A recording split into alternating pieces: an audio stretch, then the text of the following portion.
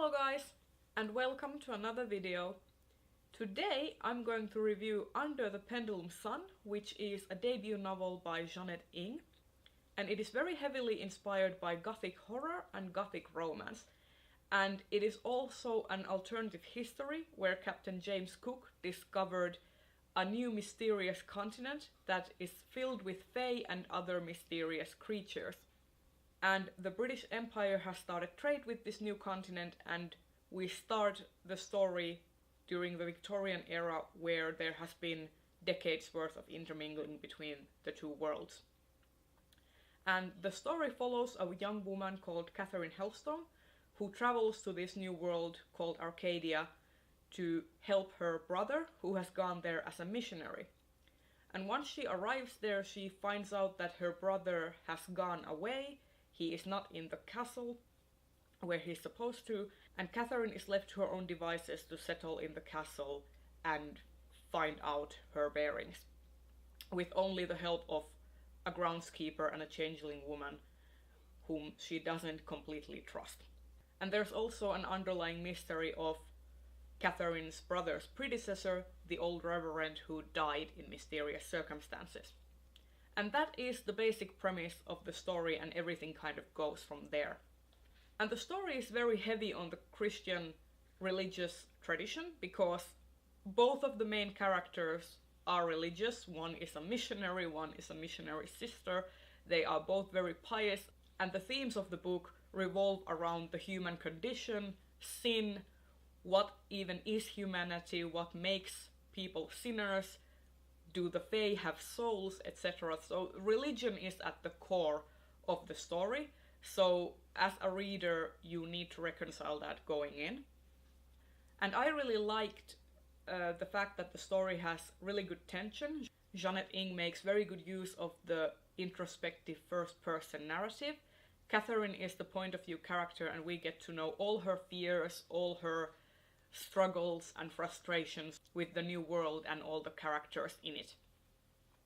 Each chapter begins with an excerpt by a playwright like Shakespeare or a writer like Oscar Wilde. Some quotes are misquotes, some are straight from the actual text, and some are invented quotes from invented newspapers, etc.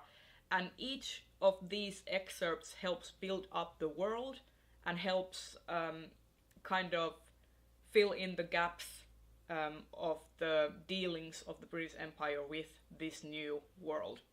And I found this method to be very effective, and I felt that the world was fully fleshed out and interesting, and I wanted to know more about it.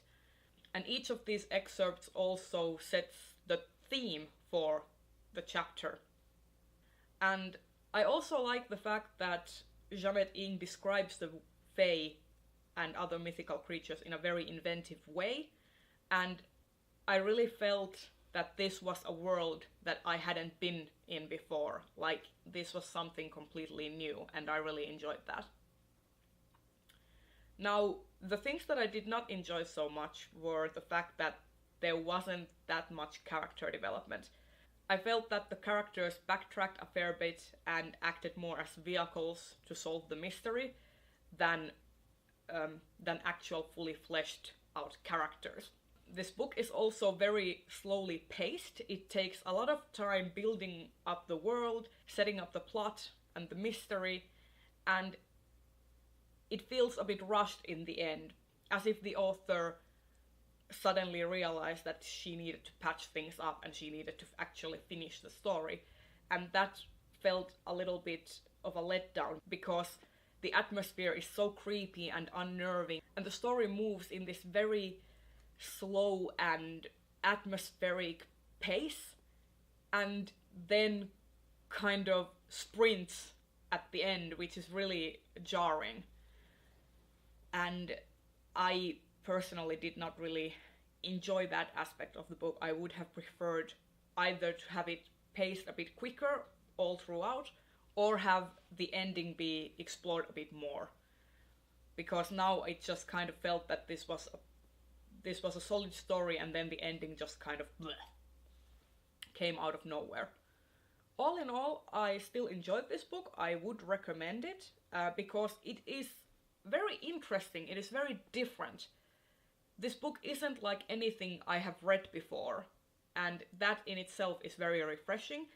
So even though I felt that the characters could have been explored a bit more and the ending could have used some work, I still think that this is a very worthy first novel. And I actually enjoyed the exploration of religious themes, because I feel like that isn't something that happens a lot in fantasy. So that was kind of nice. And I can't wait what Jeannette Ng does next. I will be looking out for her work in the future. So yeah, this has been my review of Under the Pendulum Sun by Jeannette Ng. If you found this review helpful, please consider giving it a thumbs up and subscribe to my channel if you haven't already. And I will see you in the next video. Bye bye!